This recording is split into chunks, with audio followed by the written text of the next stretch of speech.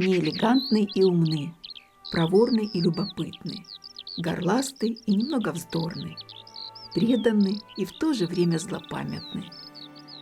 Им посвящено огромное количество стихотворений, сказок и потешек. Однако, являясь очень популярными, сороки остаются пугливыми и осторожными птицами. Их оперение сногсшибательно красиво и отливает на солнце синим и зеленым цветом. Они словно лорды в черных фраках и белых манишках. Из-за своей осторожности каждая пара строит несколько гнезд, но занимает только одно. В мастерстве строительства они превзошли многих пернатых. Сороки – птицы думающие.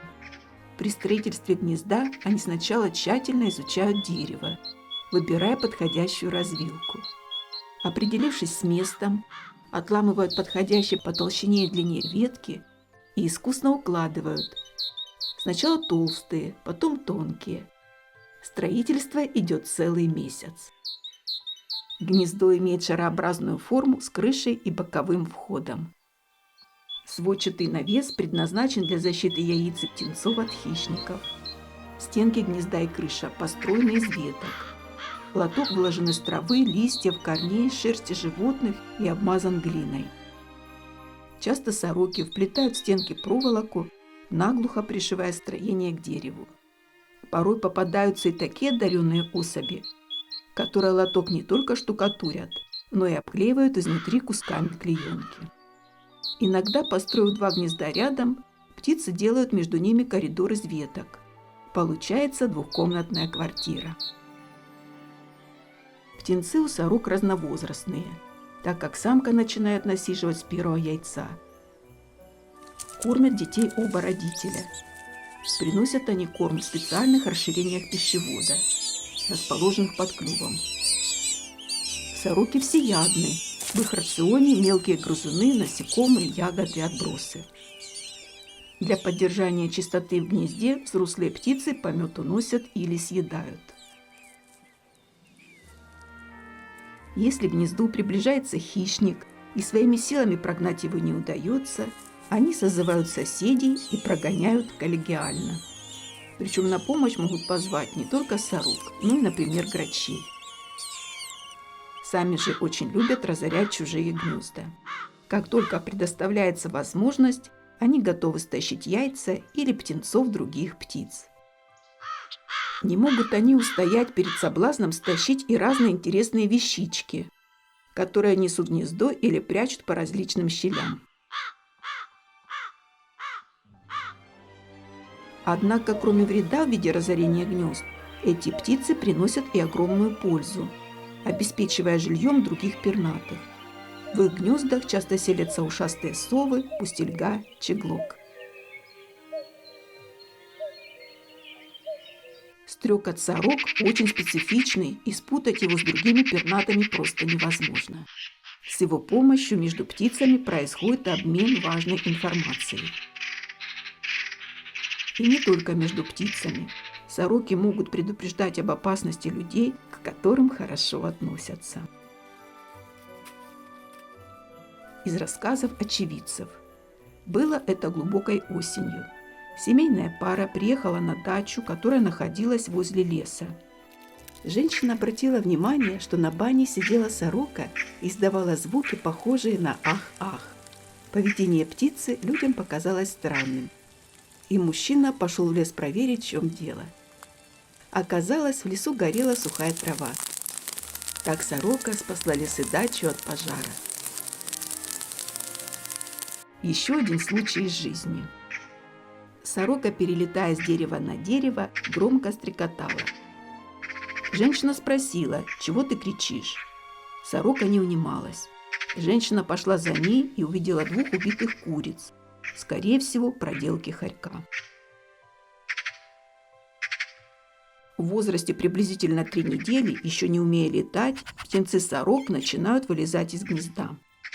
Родители продолжают их кормить. А отличить подростка сороку от взрослой птицы можно по хвосту. У молодежи он короткий. Часто в этот период можно видеть такую картину. Идет по дорожке сорока, а за ней несколько сорочат. Если поблизости окажется кот, мать дает сигнал птенцам затаиться, а сама, перелетая с места на место, уводит хищника подальше. Иногда первое знакомство с окружающим миром оказывается суровым. Этому сорочонку не повезло. Он только что выбрался из родительского гнезда и сразу был атакован рябинниками, которые воспринимают сорок как потенциальную угрозу их потомству. Но это испытание хоть и страшно, но не смертельно. Оно послужит уроком на будущее остерегаться рябинников. Значительно страшнее нападение кота, что, к сожалению, случается нередко. В возрасте приблизительно месяц молодежь начинает летать. В этот период можно увидеть небольшую стайку сорок. Чаще всего это взрослая пара со своими птенцами-слетками.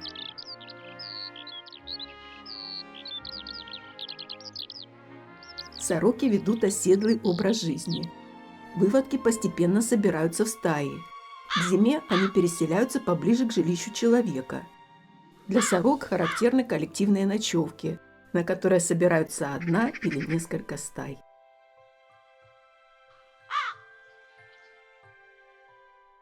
Зимой часто посещают кормушки. С удовольствием принимают гостинцы, оставленные специально для них. Но при этом всегда с опаской озираются по сторонам.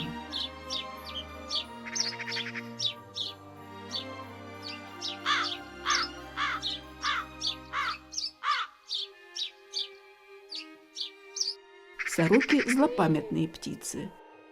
Если их обидеть, они долго будут мстить. Похоже, эта сова когда-то украла сорочонка. С тех пор сорока не может забыть обиду.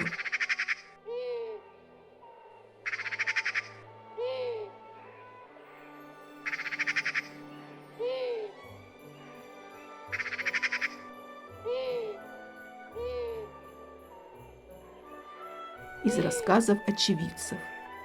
Женщина из-за пропавшей золотой ложечки сбила шестом сорочье гнездо. После этого сороки по утрам долгое время выдергивали рассаду на ее участке. Еще один случай. Кошка опрометчиво загрызла сорочонка. После этого целая стая сорок ее долго гоняла по газону. С тех пор кошка сорок не трогает. Но если вы заслужили доверие у этих птиц, они будут вас охранять и щедро благодарить. Одна сорока, выражая признательность своему спасителю, приносила ему малину, которую собирала в соседском дворе. Ягоды она складывала в пол-литровую баночку, стоявшую на подоконнике. Сороки скорбят и печалятся, когда теряют близких. Очевидцы наблюдали картину. На дороге лежала мертвая сорока, а возле нее две голосили и пытались тащить. А вот еще одна история из жизни. Женщина долгое время кормила 4 сорок. Однажды из кустов выскочил кот и утащил одну. Спасти бедняжку не удалось. С тех пор стали прилетать 3 птицы, одна из которых держалась особняком и была нахохлившаяся.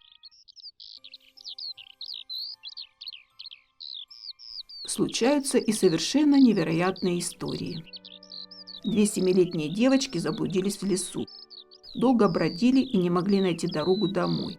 К ним подлетела сорока. Она кричала и прыгала с ветки на ветку. Девочки, потеряв всякую надежду, просто пошли за ней. И она вывела их в деревне. С тех пор прошло много лет. Девочки выросли и состарились. Но всю свою жизнь они кормят сорок и относятся к ним с особой любовью. Интеллект сорок настолько высок, что они понимают человеческую речь и могут прийти на выручку. Случай из жизни. Кошка, убегая от кота, забралась высоко на дерево и не могла слезть.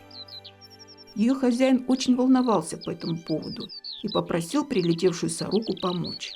Сорока стала осторожно щипать кошку за хвост, и та слезла. Ко всему вышесказанному осталось добавить, что сорока – это единственная птица, которая узнает себя в зеркале. Она прекрасно может имитировать любые звуки, в том числе человеческую речь. прекрасно различает людей по лицам. Русские люди за ум и красоту называют эту удивительную птицу, интеллект которой находится на уровне 5-летнего ребенка, северным попугаем.